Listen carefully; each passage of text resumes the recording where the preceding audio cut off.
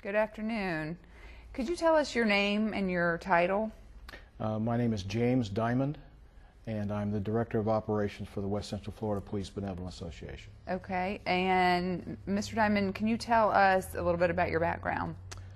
I have been an active or reserve police officer for 43 years. I have extensive background in martial arts and competitive combat. I hold a 6th degree black belt in a Greek martial arts form, 5th degree in Okinawan, 1st degree in judo, and I have been the subject matter expert in police use of force with the Tampa Police Department during my career there for over 25 years. In addition, I have taught police impact weapons, custody and control, and liability in over 36 different countries in my career spanning 43 years. Okay. And have you ever qualified or testified as an expert in the use of force? Yes, I have, on several occasions. Okay. How many times would you say you've testified in court as a use of force expert? At least a dozen or more. Okay. Now, we brought you here for your unofficial opinions about a recent use of force incident with the Tallahassee Police Department. Have you had a chance to review that video? Yes, I did look at the video. Have you seen those pictures? Yes, I saw the field sobriety test that they were conducting. Okay, so you had a chance to review the tests that they gave Ms. Yes. West? Okay. Yes, I did. The one thing I did note is the tests were done probably over a more protracted period of time than would be normal, because you basically had a field training scenario where one senior officer is training the younger officer how to do it. So she's getting twice the instruction, one from the senior officer and then again having it repeated by the junior officer and then being allowed to do it. So she got actually more explanation than a typical subject in this situation would get. Yes, she got at least double the explanation. Tell us your opinion on the subject. That's her actions, her demeanor, her behavior. In watching the video, part of the examination we do at a person suspected of DUI or operating a vehicle under the influence is not only the actual physical test, and that is the heel-to-toe walk or the horizontal gaze nystagmus test of the eyes, but we also pay attention to following directions. In this particular case, this woman had an extremely difficult time in following directions. In fact, she kept trying to take control and give directions to all three of the persons there, both officers and herself. Okay, so it was your opinion that she was actually trying to control the situation instead of letting the officers control the situation. Oh, absolutely. Now, the officers eventually arrested the subject and placed her in the patrol car. Do you believe that they did so professionally? Oh, absolutely. They asked her to have a seat in the car, told her to watch her head, and then placed a hand on top of her head as a protection to keep her from striking her head on the car when she got in of her own volition, and then they closed the door. And did you see that when they initially handcuffed her, did they do that professionally and accurately?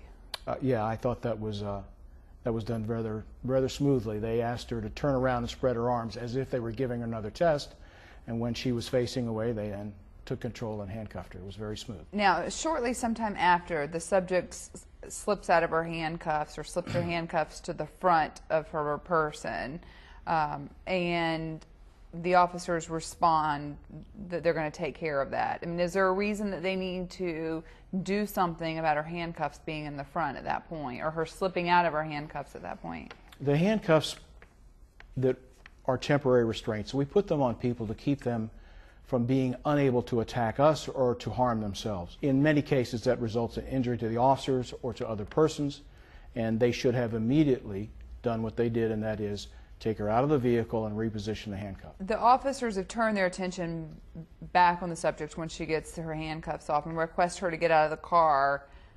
I believe it's 8 different times they ask her to get out of the car. In your opinion, were those lawful commands for her that she had to follow? Yes, she was in custody and had been informed that she was under arrest.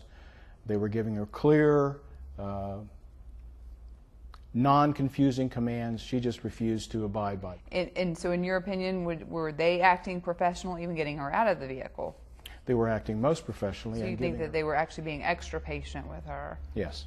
Okay. Now, at some point when they're trying to put her handcuffs on, can you describe to us how you viewed the incident at that point when they're trying to reposition her handcuffs and her behavior at that point? Well, when they took her out of the car, when she was standing between the two officers, they were trying to remove one cuff from her wrist, turn her around, and place the handcuffs on her wrist behind her back, at which time she pulled away at least once. She turned around, pushed one of the officers away, and was becoming aggressive at that point in time, combative. The officers then placed her on the trunk lid of the car and pressed her upper body over onto the trunk lid. That's a position of disadvantage that will decentralize a person and take their strength away from them in most cases. Well, let me stop you there. Now, would that be typical for officers at that point when you say she was pushing them away and pulling? That would be probably the most frequently used technique. However, once she started flailing her hands or pushing and shoving, the officers had the option of either going to a higher level of force and going to either a chemical weapon or an electrical weapon or anything else like that to regain control. Or in this particular case, they did the least harmful thing, and that is pressed her onto the trunk of the car to take her balance and her strength away from her in an attempt to handcuff her and control her. In this particular case, the problem was that as they held her upper body on the trunk of the car, it freed her legs. And twice I saw her kick back at the officers in an aggressive manner, and I believe she struck at least one of them one time.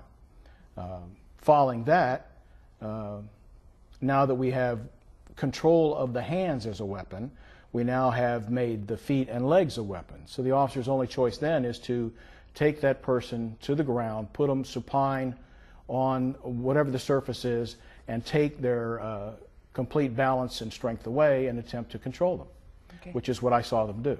And why is that important at that point for these officers to gain control?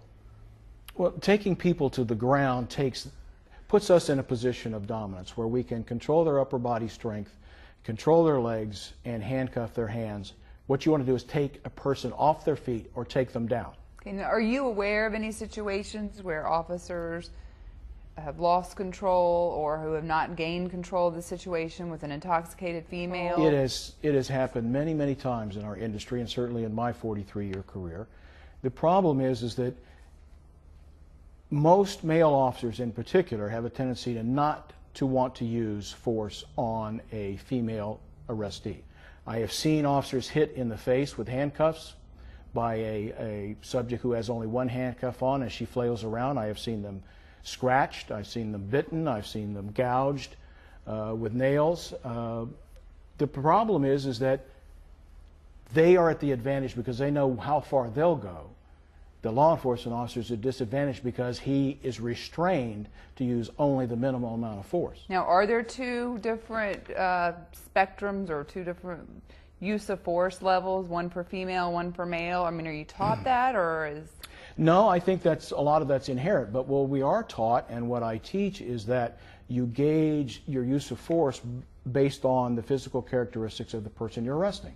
In this particular case, you had the male officers who thought that at this point in time the woman was just going to flail around with her hands and they could control her. When she started kicking using a heavier, stronger weapon, they had to take her to the ground, and they did that. Law enforcement officers, male and female, are basically public servants. We are very cognizant the only time we place hands on people is either to render aid or make an arrest. That when you go to arrest someone who's smaller, younger, or female, in the case of a male officer, you try to use the least amount of force possible. Now, in your opinion, during this interaction, during the arrest, would you say that the subject was resisting arrest?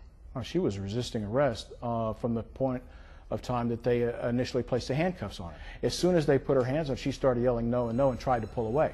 So she became actively resistant at that point. Then she calmed down, they put her in the car, she sat, and then when they brought her back out, she began to get herself more and more in the mood to be combative. Okay. And her escalation of force continued to go up until they took her to the ground. Okay, would you say that she resisted with violence, which in the state of Florida is a felony offense? Kicking a police officer in the process of making arrest is resisting arrest with violence. So in your expert opinion, would you say that these officers acted within the appropriate level of force, consistent with their law enforcement training or any law enforcement training that you've done? They acted within the scope of the state standard for use of force in making an arrest. The only thing that is a variable in this scenario is the defendant herself, whose use of force escalated throughout the confrontation. And in fact, would your opinion be that they could have actually used a higher level of force than they actually used that night? That's correct. If you look at our force matrix and what we can use when we are accosted or we are confronted with active resistance or aggressive resistance, kicking and punching, and yes, the officers could have gone to another tool, an impact weapon, a chemical or an electrical weapon, or a number of things that are at their disposal. They chose not to do that and remained in contact and just used their hands and their body to put her on the ground. Just a couple more questions. Would this have been considered an armbar takedown?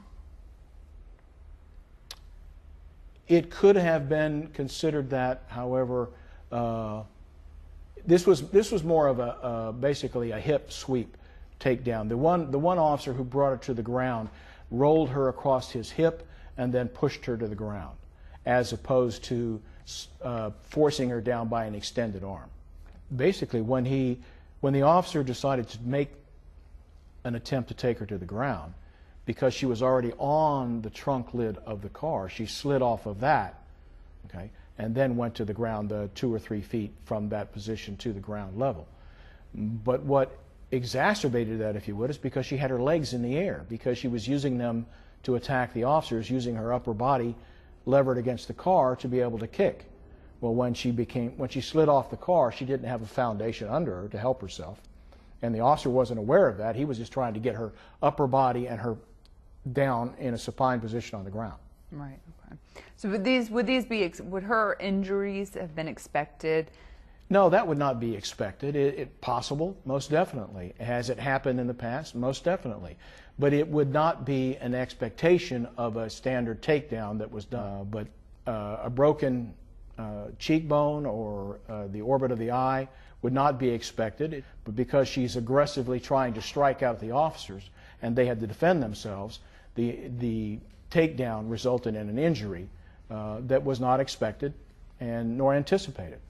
Mr. Diamond, in your opinion, your expert opinion, and in your career as a law enforcement officer, does the subject in the video, does she exhibit signs of some kind of intoxication, in your opinion? She definitely exhibited signs of impaired judgment and impaired physical abilities.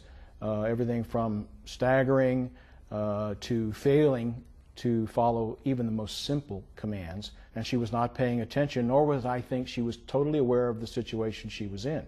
And that can only be because her faculties are impaired either through alcohol or drugs or some other stimulant. Thank you very much.